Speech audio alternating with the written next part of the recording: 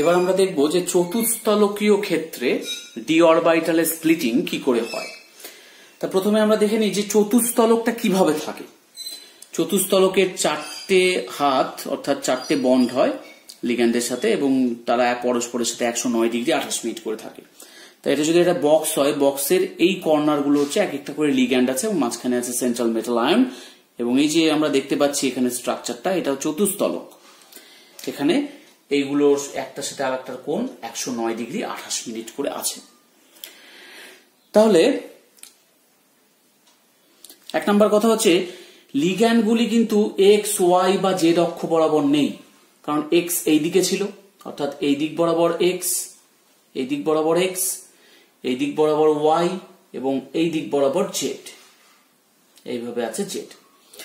তাহলে লিগ্যান্ডগুলি এক্স অক্ষ বা ওয়াই অক্ষ বা জেড অক্ষ বরাবর নেই, তাহলে D X square minus Y square এবং ডি জেড স্কোয়ার অরবিটাল দুটি যারা এক্স অক্ষ, ওয়াই অক্ষ এবং জেড অক্ষ বরাবর রয়েছে তারা লিগ্যান্ডের সাথে সেরকম কোনো ইন্টারঅ্যাকশন ফিল করবে না, কারণ লিগ্যান্ডগুলি তো এক্স ওয়াই বা জেড অক্ষ বরাবর নেই, বরঞ্চ তার মাঝামাঝি কোনো একটা দিক দিয়ে আসছে, এই যে এক্স আর ওয়াই এর মাঝখান দিয়ে আসছে।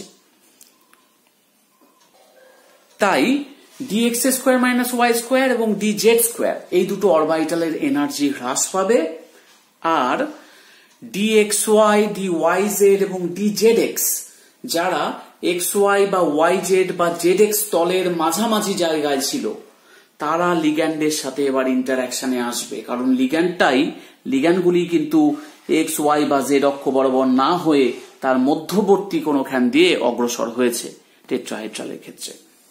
তাহলে আমরা দেখলাম যে D X Y, D Y Z এবং ডি জেড এক্স অরবিটালগুলির শক্তি বৃদ্ধি পাবে, তাই তারা উপরের দিকে যাবে, এবং D X square minus Y square এবং ডি জেড স্কোয়ারের অরবিটালের এনার্জিটা হ্রাস পাবে, তাই সে নিচের দিকে আসবে, অর্থাৎ স্প্লিটিংটা অক্টাহেড্রালের ঠিক উল্টো হবে।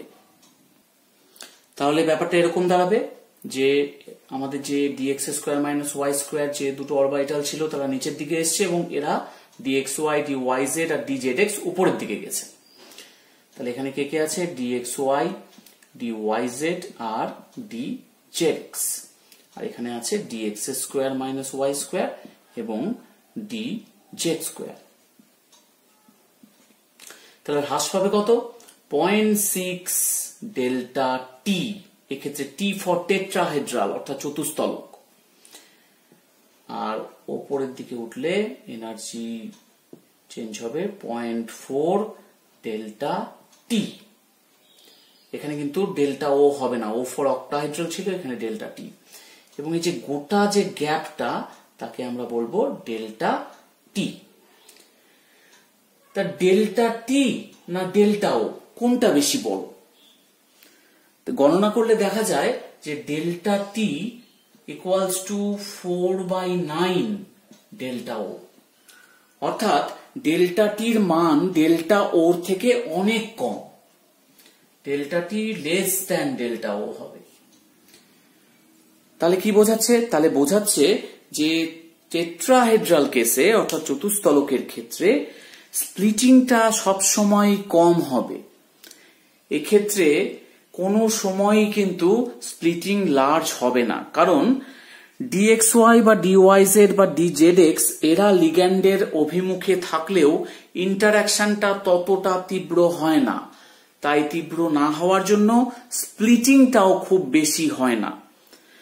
তাহলে আমরা দেখলাম যে অষ্টতলকের ক্ষেত্রে যে স্প্লিটিং হবে তার থেকে চতুস্তলকের স্প্লিটিং অনেক কম হবে, অর্থাৎ এরা সবসময়ই হাই স্পিন কমপ্লেক্স তৈরি করবে।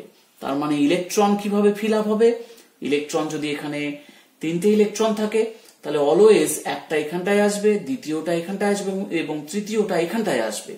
অর্থাৎ যেরকম আমরা অক্টাহেড্রালের ক্ষেত্রে পড়ছিলাম যে লো স্পিনের ক্ষেত্রে তৃতীয়টা এখানে আসছিল, সেটা হবে না, এটা সবসময় হাই স্পিন কমপ্লেক্স। তার মানে এখানে একটা একটা করে ফিল আপ হওয়ার পরে তৃতীয়টা এখানে যাবে, চতুর্থ ইলেকট্রন যদি থাকে সেইখানটায় আসবে, পঞ্চমটা এখানটায় যাবে এবং ষষ্ঠ ইলেকট্রন থেকে আবার এখানে ফিল আপ হতে থাকবে।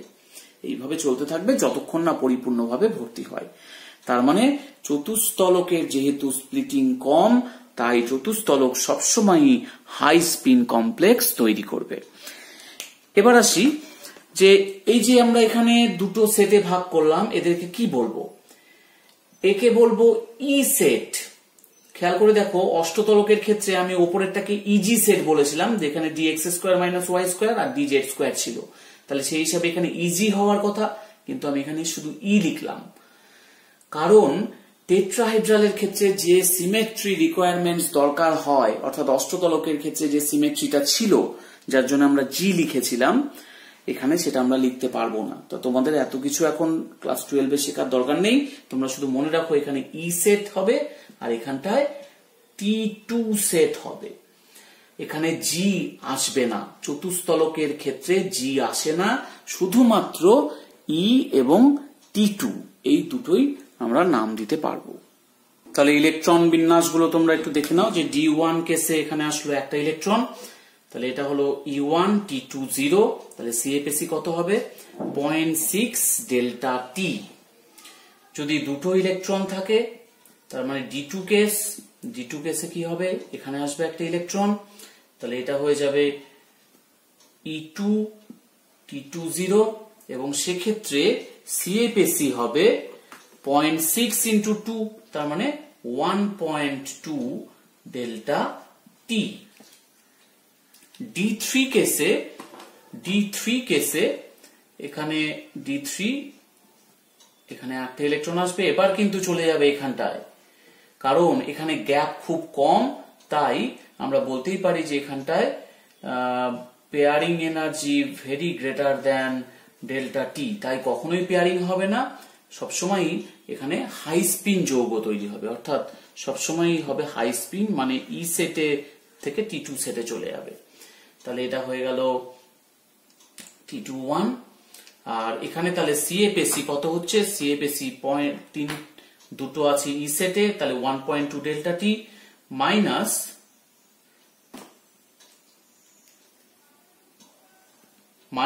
এখানে হবে 0.4 ডেল্টা টি, তার মানে এখানে থাকবে 0.8 ডেল্টা টি।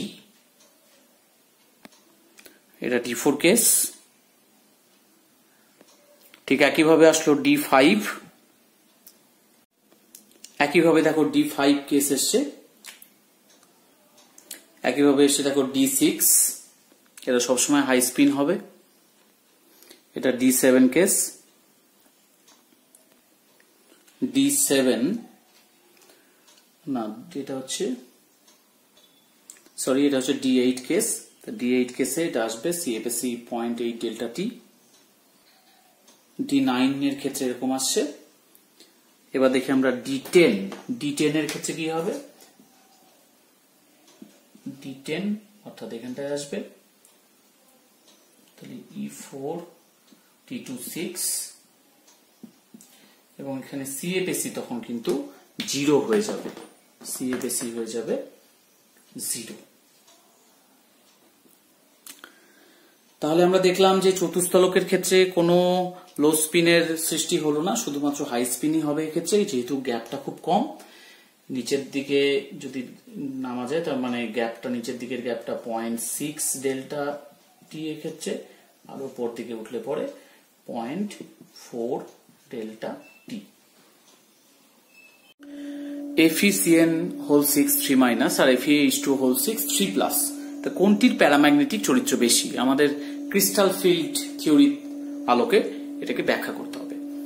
কি করে করব? তো এখানে আমরা দেখে নিই যে CN- লিগ্যান্ড আছে আর H2O লিগ্যান্ড আছে। তাহলে আমরা যদি স্পেকট্রোকেমিক্যাল সিরিজটা দেখি, আমরা দেখব যে CN- কিন্তু স্ট্রং ফিল্ড লিগ্যান্ড, আর এখানে দুটো Fe কিন্তু +3 জারণ স্তরে আছে। তাহলে এখানে জারণ স্তর কোনো ফ্যাক্টর না, কিন্তু এখানে লিগ্যান্ড ফ্যাক্টর, একটা স্ট্রং ফিল্ড আর একটা উইক ফিল্ড লিগ্যান্ড, অর্থাৎ এর তুলনায় এ অনেক বেশি স্ট্রং। তাহলে যদি স্ট্রং হয় তাহলে স্প্লিটিংটা খুব লার্জ হবে, অর্থাৎ Fe যে 3+, তাহলে এখানে স্প্লিটিংটা অনেক বেশি হবে, এটা তো অষ্টতলকীয়। তাহলে উপরে T2 ইজি থাকছে আর নিচে থাকছে T2G। তাহলে এখানকার যে স্প্লিটিংটা হবে সেটা যদি H2O হয় তাহলে কম হবে। আর এইদিকে যদি আমি চিন্তা করি সায়ানাইটের ক্ষেত্রে, তাহলে অনেক বড় স্প্লিটিং আমরা পাবো, কারণ ওটা স্ট্রং ফিল্ড লিগ্যান্ড।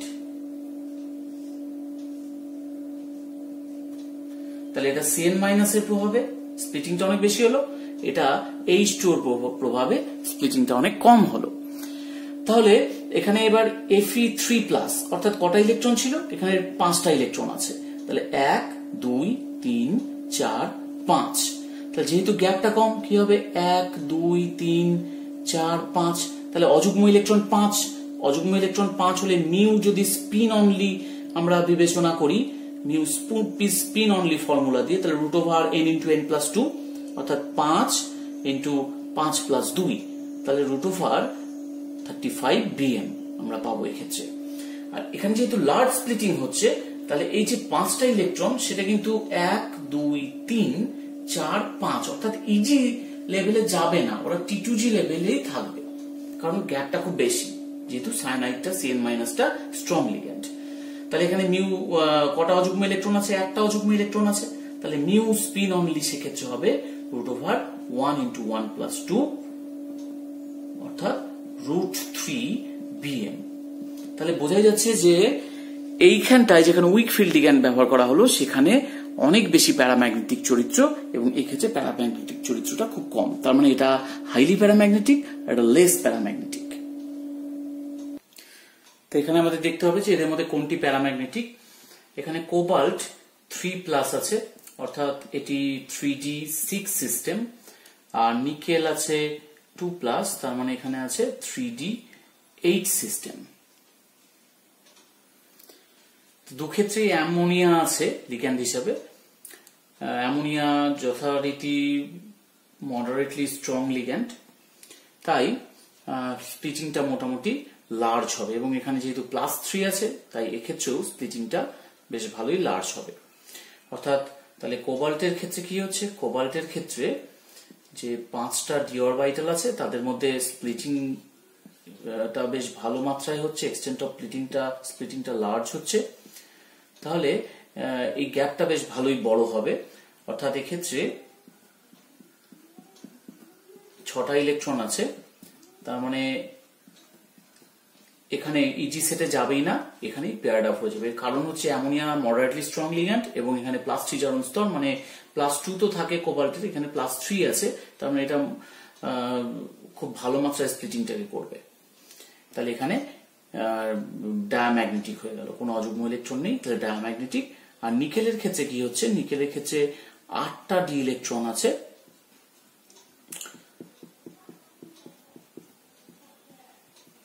তাহলে 8টা ডি ইলেকট্রন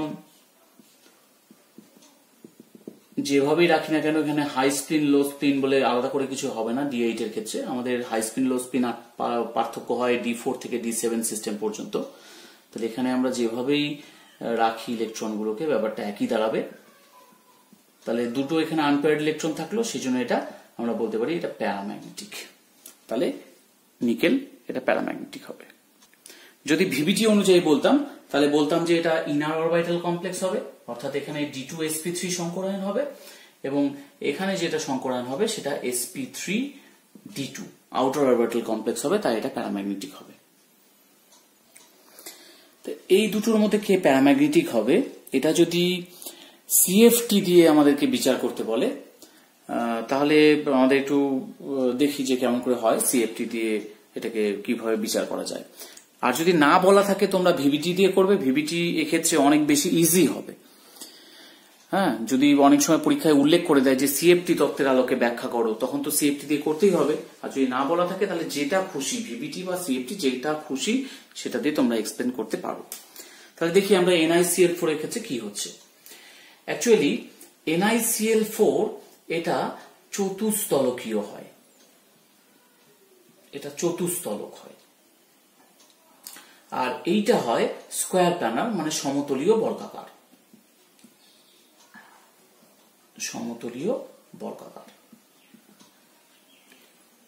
তাহলে চতুস্তলক, এটা তো D3D8 সিস্টেম, এটাও ঠিক তাই 3D8 সিস্টেম, কারণ এখানে নিকেল +2 আছে দুই ক্ষেত্রেই।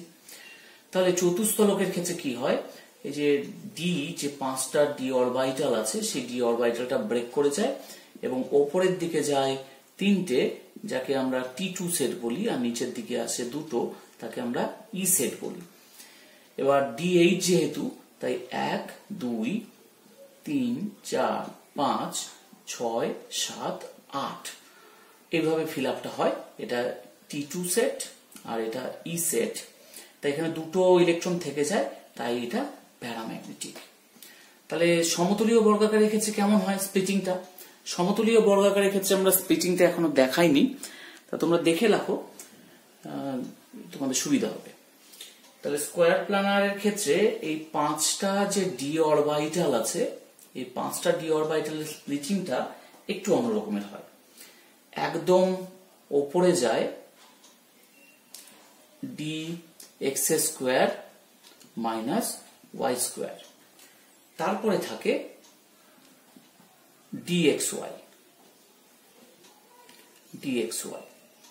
এটা যদি ব্যারি সেন্টার হয়, এরকম ভাবে চলে যাচ্ছে ব্যারি সেন্টার, তার ঠিক নিচের দিকে থাকে dz স্কোয়ার, এবং তার নিচে আরো 2টো অরবিটাল থাকে, যাকে আমরা বলি dxz আর dyz। তো এইভাবে স্প্লিটিং প্যাটার্নটা হয় ডি অরবিটাল। তো এটাকে বলে ইজি সেট, এটাকে বলে A1G, এটাকে বলে B2G, আর এটাকে বলে B1G। এই যে এখানকার যে গ্যাপটা, এই যে B2G আর B1G এর মধ্যে, এই গ্যাপটা খুব বেশি, তাই সচরাচর electron dx square minus Y square অরবিটালে যেতে চায় না। এই গ্যাপটা খুব লার্জ গ্যাপ, তাই এখানে যে 8টা ইলেকট্রন আছে 3D8 সিস্টেমের ক্ষেত্রে, এই 8টা ইলেকট্রন তাহলে ফিলিং আপ কি করে হবে? 1 2 3 4 5 6 7 8, অর্থাৎ এখানে গেলই না, যতক্ষণ প্রয়োজন না পড়বে, মানে 9 নাম্বার হলে তখন এখানে যেত, তাছাড়া এখানে যাবে না। তাহলে এটা কি হলো, সবগুলো ইলেকট্রন পেয়ার্ড অফ হয়ে গেল, তার মানে এটাকে আমরা বলতে পারি ডায়াম্যাগনেটিক। তাই সমতুলীয় বর্গাকারটা ডায়াম্যাগনেটিক হয়। পরের প্রশ্নে আমরা যাই। শক্তিশালী লিগ্যান্ডের উপস্থিতিতে CO2+ সহজেই CO3+ এ জারিত হয়, এটা ব্যাখ্যা করতে হবে কি করে হয়। তাহলে CO2+ মানে কি, মানে 3D7 এরকম সিস্টেম, 3D7 অর্থাৎ D7 সিস্টেম। তাহলে এটা যদি অষ্টতলকীয় কেস হয়, অর্থাৎ অষ্টতলকের ক্ষেত্রে, তাহলে T2G আর EG লেভেলে ভেঙে যাবে,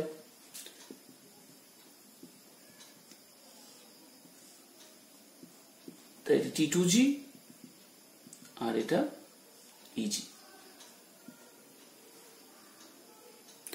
তাহলে শক্তিশালী লিগ্যান্ডের উপস্থিতিতে কি হচ্ছে, এখানে যেহেতু গ্যাপ বেশি, তাহলে এখানে আগে পেয়ার্ড অফ হবে, অর্থাৎ 6টা হলো, একটা গেল ইজি সেটে। তো ইজি সেটে গেলে পরে এই ইলেকট্রনটা যথেষ্ট আনস্টেবল, কারণ ইজি সেটে আছে, হাই এনার্জিতে আছে, তাহলে এই ইলেকট্রনটা সহজেই বেরিয়ে যেতে পারবে। বেরিয়ে গেলে কি হবে, তাহলে CO2+ সহজেই CO3+ এ পরিণত হবে। তো এটা যদি লিগ্যান্ড যদি দুর্বল হতো, যদি উইক লিগ্যান্ড হতো, তাহলে কি হতো, তাহলে এই যে স্প্লিটিংটা হতো, এই স্প্লিটিংটা স্মল হতো, তাহলে তখন হাই স্পিন কমপ্লেক্স হতো, অর্থাৎ 1 2 3 4 5 6 7। তাহলে এখান থেকে কিন্তু 2টো ইলেকট্রন আছে ইজি সেটে, তো 2টো ইলেকট্রনকে বার করা যথেষ্ট কঠিন ব্যাপার, তাই এখানে CO2+ আর CO3+ এ পরিণত হতে পারবে না। কিন্তু যখন স্ট্রং ফিল্ড লিগ্যান্ড আসবে, স্ট্রং ফিল্ড লিগ্যান্ডে গ্যাপ বেশি হবে, তখন পেয়ার্ড অফ হবে এবং একটা মাত্র ইলেকট্রন ইজি সেটে পড়ে থাকবে, তাই it is quite easy to remove the electron from the easy set. সেই জন্য বলা হয়েছে যে শক্তিশালী লিগ্যান্ডের উপস্থিতিতে CO2+ সহজেই CO3+ এ জারিত হয়। এবার আমরা পড়ব কালার অফ কমপ্লেক্সেস, অর্থাৎ যে জটিল যৌগগুলি হয়, সেই জটিল যৌগগুলো কালারফুল হয়। বেশিরভাগ জটিল যৌগই কালারফুল, রঙিন। এই যে রঙিন হচ্ছে কেন, এদের যে কালার তার অরিজিন কি, তো এটা আমরা ক্রিস্টাল ফিল্ড থিওরি থেকে খুব সহজেই ব্যাখ্যা করতে পারবো, কিন্তু ভ্যালেন্স বন্ড থিওরি মানে ভিবিটি থেকে আমরা এই ব্যাখ্যাটা করতে পারি না। এটা ভিবিটির একটা লিমিটেশন। তা ক্রিস্টাল ফিল্ড থিওরি থেকে আমরা এটাকে ব্যাখ্যা করি। তা আমরা দেখলাম যে অষ্টতলকীয় বা চতুস্তলকীয় ক্ষেত্রে ডি এর স্প্লিটিং হয়। তা আমি একটা অষ্টতলকীয় কেস হিসাব করি। এখানে T2G সেট থাকে আর এখানে থাকে ইজি সেট। এবার T2G সেটে ইলেকট্রন আছে, হয়তো দুটো ইলেকট্রন আমি ধরলাম। তো এই দুটো ইলেকট্রন কি হবে, এই দুটো ইলেকট্রন এদের গ্যাপটা তুলনামূলক কম, অর্থাৎ দেখে মনে হচ্ছে গ্যাপ আছে, কিন্তু গ্যাপটা অতটাও বেশি না যে ইলেকট্রন এখান থেকে এখানে স্থানান্তরিত হতে পারবে না। এরা কি করে, এই টাইপের কমপ্লেক্স গুলো পরিবেশ থেকে বা এদের উপর আলো পড়লে সেই আলোর কিছু অংশ শোষণ করে। কতটা শোষণ করবে, ইলেকট্রন স্থানান্তরণের জন্য যতটা এনার্জি দরকার ঠিক সেই রূপ এনার্জির আলো শোষণ করে নেয়। তাহলে শোষণ করলে কি হবে, এই ইলেকট্রনটা উত্তেজিত হয়ে এই স্তরে যাবে, অর্থাৎ ইজি সেটে চলে যাবে। এই রকম স্থানান্তরণকে বলা হয় ডিডি স্থানান্তরণ।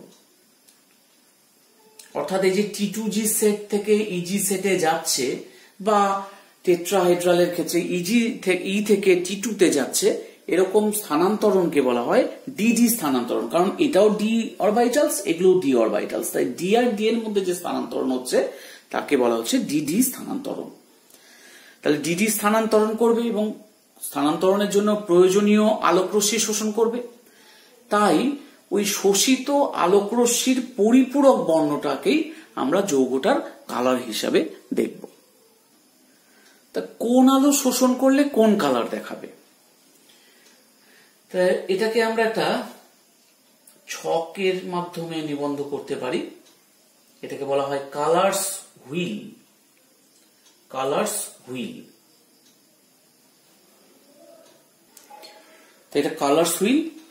এখানে violet, indigo, blue, blue green, green, green yellow, yellow, orange, red এবং পার্পেল, এই 10টা কালারকে আমরা নিয়েছি।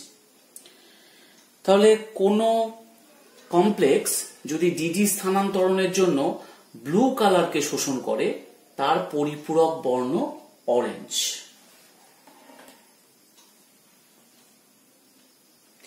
কেউ যদি রেড কালারকে অ্যাবজর্ব করে তাহলে তার পরিপূরক বর্ণ ব্লু গ্রিন। অর্থাৎ যদি রেড কালার অ্যাবজর্ব করে তাহলে পরিপূরক বর্ণ হিসাবে আমরা ব্লু গ্রিন কালারটাকে দেখতে পাবো, মানে জটিল যৌগটির রংটি হবে ব্লুইশ গ্রিন। তো এবার প্রশ্ন হচ্ছে যে সমস্ত জটিল যৌগই কি কালার দেখাতে পারে? যাদের ক্ষেত্রে এরকম ডি স্প্লিটিং হবে তারাই কি দেখাতে পারবে? উত্তরটা না, সবাই দেখাতে পারবে না। যদি কারো D0 থাকে, জটিল যৌগ হয়েছে কিন্তু D0, তাহলে এর কিন্তু ডিডি স্থানান্তরণের জন্য প্রয়োজনীয় ইলেকট্রন নেই, অর্থাৎ T2G এবং ইজি লেভেল ফাঁকা, তাই ডিডি স্থানান্তরণ হবে না। অর্থাৎ এই D0টা তখন বর্ণহীন হবে, কোনো কালার প্রদর্শন করবে না। তার মানে সেন্ট্রাল মেটাল আয়নের ডিতে কটা ইলেকট্রন আছে সেটা একটা ফ্যাক্টর কালারের ক্ষেত্রে। যদি D10 হয় তবেও পরিপূর্ণভাবে ভর্তি থাকবে, প্রত্যেকটা অরবিটাল পরিপূর্ণভাবে ভর্তি। তাহলে এখান থেকে যদি কোনো ইলেকট্রন যায় তাহলে এখানে জায়গা কই, এখানে তো অলরেডি অকুপাইড বাই 2 ইলেকট্রনস, তাহলে এক্ষেত্রেও ডিডি স্থানান্তরণ ঘটবে না। অর্থাৎ এই যৌগটাও কিন্তু D10 যৌগগুলো বর্ণহীন হবে। D5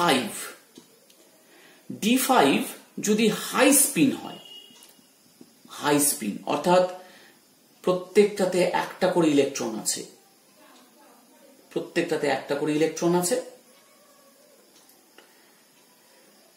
তাহলে এখান থেকে ইলেকট্রন স্থানান্তরণ হয়ে জায়গা আছে কিন্তু এদের স্পিন চেঞ্জ করতে হবে। অর্থাৎ এই ইলেকট্রন যখন যাবে এখানে, সে তো স্পিন এই অবস্থায় আসতে পারে না, কারণ দুটো সেম স্পিন হতে পারে না, তাহলে তার স্পিনটাকে চেঞ্জ করতে হবে, অর্থাৎ এই অবস্থায় আসতে হবে। যদি স্পিন চেঞ্জ না করতে পারে তাহলে কিন্তু ও এখানটায় জায়গা নিতে পারবে না। তাই এরকম ধরনের D5 হাই স্পিন কেসে যৌগগুলি সাধারণত বর্ণহীন হওয়াই উচিত, কিন্তু এক্ষেত্রে কিছুটা রিল্যাক্সেশন পায়, অর্থাৎ খুব হালকা রঙিন হয়, অর্থাৎ রংটা খুব বেশি বা খুব গাঢ় রং হয় না, হালকা বর্ণযুক্ত হতে পারে, কারণ এখানে কিছুটা রিল্যাক্সেশন পায়। তাহলে আমরা দেখলাম D0 যদি কোনো সেন্ট্রাল মেটাল আয়ন হয় তাহলে সেই জটিল যৌগটা বর্ণহীন হবে, D10 হলেও বর্ণহীন হবে, আর D5 যদি হাই স্পিন কেস হয় তাহলে বর্ণহীন হওয়ার কথা, কিন্তু অনেক সময় সেটা হালকা বর্ণযুক্ত হতে পারে, এটা বর্ণযুক্ত হবে, হালকা বর্ণযুক্ত হয়, এটা একটু রিল্যাক্সেশনের জন্য। তাহলে কেমিস্ট্রি হিসাবে, লজিকের হিসাবে এটা বর্ণহীন হওয়া উচিত ছিল, কিন্তু কিছু রিল্যাক্সেশন চলে আসার জন্য এটা হালকা বর্ণযুক্ত হয়। তাই আমি এই কেসটাকে ধরছি না, মেনলি D0 আর D10 এই দুটো জিনিস আমাদেরকে মাথায় রাখতে হবে যে এগুলো হলে কিন্তু DD স্থানান্তরণ হবে না এবং যৌগটি বর্ণহীন হবে। এবার যদি এরকম কোশ্চেন আসে যে TiH2O হোল 6 3+, এই আয়নটা রঙিন হবে না বর্ণহীন হবে, তাহলে আমরা দেখে নিই যে Ti3+, এটা কি সিস্টেম? এটা 3D1 সিস্টেম, 3D1 সিস্টেম। তাই 3D1 হলে এটা যেহেতু 6 বলেছে তাহলে তো অষ্টতলক, তাহলে আমাদের T2G আর EG সেট, তাতে একটা ইলেকট্রন আছে T2G সেটে, সে কিন্তু DD স্থানান্তরণ করতে পারবে, তাহলে তার কোনো বাধা নেই, তাহলে এই যৌগটা অবশ্যই রঙিন হবে। দ্বিতীয় কোশ্চেনে আসি, CuSO4 5H2O, এটির নাম ব্লু ভিট্রিয়ল। তা ব্লু ভিট্রিয়ল এটি কিন্তু নীল রঙের যৌগ, কিন্তু যদি আমরা বলি শুধু কপার সালফেট মানে অনার্দ্র কপার সালফেট, এ কিন্তু বর্ণহীন। তো এরকমটা হলো কেন? তা ব্লু ভিট্রিয়লকে আমরা এইভাবে লিখতে পারি CuOH2 হোল 4 SO4.H2O, তার মানে এটা একটা জটিল যৌগ টাইপের তৈরি হচ্ছে। তাহলে এখানে কপারটা কি হিসাবে আছে? কপারটা Cu2+ হিসাবে আছে, তাহলে Cu2+ মানে সেটা 3D9 সিস্টেম, অর্থাৎ এইখানটায় একটা চতুস্তলক, অর্থাৎ E সেট আর T2 সেট, এই দুটো সেটে বিভাজিত হচ্ছে। তাহলে 1 2 3 4 5 6 7 8 9, তাহলে এইখান থেকে যে ইলেকট্রন আছে যাদের স্পিনটা এর অপোজিট, সেই ইলেকট্রনগুলি কিন্তু স্থানান্তরণ করতে পারে, তাহলে এখান থেকে এদের মধ্যে DD স্থানান্তরণ সম্ভব, DD স্থানান্তরণ সম্ভব। এবার নীল কেন? কারণ ও নিশ্চয়ই ওই যে আমরা যদি আর্টিস্ট হুইলটা দেখি, কালার হুইল যেটা বললাম, আমরা যদি সেটা খেয়াল করি তাহলে দেখবো যে ব্লু কালারের অপোজিট কে ছিল? ব্লু কালারের অপোজিট ছিল অরেঞ্জ, তাহলে ও নিশ্চয়ই অরেঞ্জ কালারটাকে অ্যাবজর্ব করছে ডিডি স্থানান্তরণের জন্য। তাহলে এটা অ্যাবজর্ব হচ্ছে, এটা শোষিত হচ্ছে, এটা অ্যাবজর্ব হচ্ছে, তাহলে তার পরিপূরক বর্ণ কি হবে? পরিপূরক বর্ণ হবে ব্লু, তাই আমরা যৌগটিকে ব্লু দেখি, নীল দেখি। কিন্তু কপার সালফেট কেন বর্ণহীন? আসলে কপার সালফেটের ক্ষেত্রে এরকম কোনো ডিএ স্প্লিটিং সম্ভব না, কারণ এটা জাস্ট একটা আয়নীয় যৌগ, এর মধ্যে জলের অণু নেই। তাহলে যেহেতু এর ডি স্প্লিটিং হয়নি, তাহলে ডিডি ট্রানজিশন তো হওয়া সম্ভব না, ডিডি স্থানান্তরণ হওয়া, তাহলে এর কালার হওয়াও সম্ভব না, তাই এটি বর্ণহীন। এই কোশ্চেনে বলেছে যে এই যৌগগুলিকে শোষিত আলোর তরঙ্গ দৈর্ঘ্যের ঊর্ধ্বক্রমে সাজাও। তাহলে আমরা দেখি যে এদের প্রত্যেকের ক্ষেত্রেই কিন্তু কোবাল্ট 3+ আয়ন আছে, প্রত্যেকের ক্ষেত্রে কোবাল্ট 3+ আয়ন, কিন্তু একজনের ক্ষেত্রে লিগ্যান্ড আছে ওয়াটার, একজনের ক্ষেত্রে অ্যামোনিয়া, একজনের ক্ষেত্রে CN-। লিগ্যান্ডের যেটা strong field ligand, week field ligand হয়, অর্থাৎ তার যে স্পেকট্রোকেমিক্যাল সিরিজ হয় সেই অনুযায়ী লিগ্যান্ডের স্প্লিটিং পাওয়ার, কোন লিগ্যান্ডের স্প্লিটিং পাওয়ার বেশি? সবচেয়ে বেশি CN- এর স্প্লিটিং পাওয়ার। তার থেকে কম কে? অ্যামোনিয়া, তার থেকে কম ওয়াটার। তাহলে ওয়াটারের স্প্লিটিং পাওয়ার সবচেয়ে কম। তাহলে এদের মধ্যে যে T2G সেট আর EG সেটের মধ্যে যে গ্যাপ হবে সেই গ্যাপটা ওয়াটারের ক্ষেত্রে সবচেয়ে কম হবে। তাহলে গ্যাপ যদি কম হয় তাহলে তার এই যে DD ট্রানজিশনের জন্য যে এনার্জি দরকার সেটাও কম লাগবে, কারণ গ্যাপ কম, এনার্জিও কম লাগবে। তাহলে যে আলোটা শোষিত হবে তার শক্তিটা কম হবে। শক্তি কম হলে তরঙ্গদৈর্ঘ্য বেশি হয়। অর্থাৎ ওয়াটার যেখানে লিগ্যান্ড হিসাবে আছে তার শোষিত আলোর তরঙ্গদৈর্ঘ্য সবচেয়ে বেশি, কারণ তার স্প্লিটিং কম হওয়ার জন্য শক্তি কম লাগছে। তাই শক্তির সাথে ব্যস্তানুপাতে আছে তরঙ্গদৈর্ঘ্য, তাই তরঙ্গদৈর্ঘ্য সবচেয়ে বেশি এর ক্ষেত্রে। অর্থাৎ COH2O6 3+ এর ক্ষেত্রে তরঙ্গদৈর্ঘ্যটা সবচেয়ে বেশি দরকার হবে, শোষিত আলোর তরঙ্গদৈর্ঘ্য সবচেয়ে বেশি। তারপরে কি আসবে? তারপরে আসবে অ্যামোনিয়াটা, CONH3O6 3+, এবং তার থেকে আসবে এইটা। সবচেয়ে যেহেতু লার্জ স্প্লিটিং এর ক্ষেত্রে হবে তাই শক্তিটা সবচেয়ে বেশি লাগবে এটার ক্ষেত্রে DD ট্রানজিশনের জন্য, এবং তরঙ্গদৈর্ঘ্য যেহেতু শক্তি বেশি লাগছে তরঙ্গদৈর্ঘ্য সবচেয়ে কম হবে এর ক্ষেত্রে। এবার দেখি যে এই যে আয়নগুলি আছে এই আয়নগুলি জলীয় দ্রবণে কোনটি রঙিন কোনটি বর্ণহীন। তা প্রথমে আসি Cu+। তার মধ্যে কিন্তু 3D10 সিস্টেম, সেটা কপার সিলভার। তাহলে সিলভার কি হবে? 4D10, অর্থাৎ এদের মধ্যে D10 আছে তাই এরা বর্ণহীন, এদের ক্ষেত্রে DD স্থানান্তরণ সম্ভব না। Zn2+, এটাও 3D10।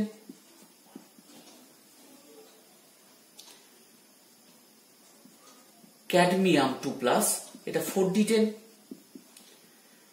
মার্কারি 2+, এটাও 5D10, অর্থাৎ এদের মধ্যেও D10 হওয়ার জন্য এরাও জলীয় দ্রবণে কমপ্লেক্স তৈরি করলেও DD ট্রানজিশন ঘটাতে পারবে না। এই যৌগটার ক্ষেত্রে দেখি স্ক্যান্ডিয়ামের কি হয়। স্ক্যান্ডিয়াম এক্ষেত্রে 3+ আছে, স্ক্যান্ডিয়াম কিন্তু 3+, 3D0, অর্থাৎ স্থানান্তরণের জন্য প্রয়োজনীয় ইলেকট্রন নেই তাই এটাও বর্ণহীন। টাইটেনিয়াম এখানে 4+ আছে, এটিও 3D0, তাহলে এটিও বর্ণহীন। MnO4-, Mn এর যদি আমরা জারণ সংখ্যা বের করি কত হবে সেটা দেখবো যে Mn +7 স্তরে আছে। তাহলে +7 অর্থাৎ 3D Mn +7 মানে কত হচ্ছে?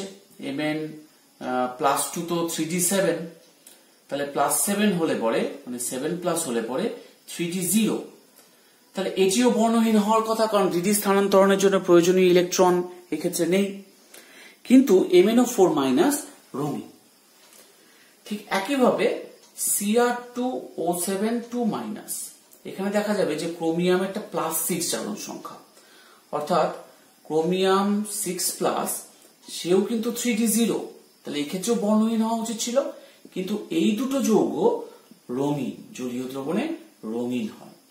তো এই রঙিন হওয়ার পেছনে কারণ কিন্তু DD ট্রানজিশন না, এদের রঙিন হওয়ার পেছনে কারণ charge transfer between ligand and metal. এখানে দেখতে হবে যে শুধু DD ট্রানজিশন কালার তৈরি করে তা না, DD ট্রানজিশন একটা কারণ কালার তৈরি করার, কিন্তু এরকমও হয় কিছু ক্ষেত্রে যে DD ট্রানজিশন বাদেও আরো কিছু ব্যাপার উপস্থিত থাকে। যেমন এখানে যে লিগ্যান্ড গুলো আছে, অক্সিজেন অক্সাইড এখানেও আছে, এরা খুব হাইলি নেগেটিভ চার্জড, এদের মধ্যে প্রচুর ইলেকট্রন আছে, এবং ক্রোমিয়াম বা ম্যাঙ্গানিজ এদের ডি কক্ষকটা ফাঁকা আছে, ডি উপকক্ষগুলি ফাঁকা আছে, থাকার জন্য লিগ্যান্ড থেকে মেটালের দিকে একটা চার্জ ট্রান্সফার হয়। এই ট্রান্সফারটা তখনই ভালো মাত্রায় হয় যদি লিগ্যান্ড খুব হাইলি ইলেকট্রন দ্বারা পপুলেটেড এবং মেটালটা প্রায় ভ্যাকেন্ট। তখন কি হয়, এই লিগ্যান্ড টু মেটাল ট্রান্সফারটা খুব ভালোভাবে হয় এবং তাতে দৃশ্যমান বর্ণালী শোষিত হয়। তাহলে দৃশ্যমান বর্ণালী যদি শোষিত হয় ইলেকট্রন ট্রান্সফারের ক্ষেত্রে, লিগ্যান্ড টু মেটালের ক্ষেত্রে, তাহলে সেটা পরিপূরক বর্ণটাও দৃশ্যমান রেঞ্জে হবে, অর্থাৎ এই যৌগগুলি তখন রঙিন হবে, এই আয়নগুলি জলীয় দ্রবণে গিয়ে তখন রঙিন হবে। তো এটা মূলত charge transfer from ligand to metal এর জন্য ঘটে, এখানে ডিডি ট্রান্সফার, ডিডি ট্রানজিশন হয় না। আর একটা কোশ্চেন আছে, CuNH3 4 2+, এই আয়নটা রঙিন, কিন্তু CuCN4 3- এই আয়নটি বর্ণহীন। এটা 2017 সালে এসেছিল এইচএস এর, ওয়েস্ট বেঙ্গল কাউন্সিলের এইচএস এর 17 সালে এসেছিল। তো এটি রঙিন আর এটি বর্ণহীন, এটি কালারফুল, কালার্ড, এটা কালারলেস। এরকমটা কেন হচ্ছে, তার পেছনে এখানে দেখো Cu2+, অর্থাৎ এটা কিন্তু 3D9 সিস্টেম, 3D9 সিস্টেম। তাহলে এখানে একটা ট্রানজিশন হতেই পারে, ডিডি ট্রানজিশন, কিন্তু এইখানটায় Cu+ জারণ স্তরে আছে, অর্থাৎ এটা 3D10 সিস্টেম। তাহলে 3D10 সিস্টেমের ক্ষেত্রে তো ডিডি ট্রানজিশন পসিবল না, তাই এটি বর্ণহীন, এটি কালারফুল।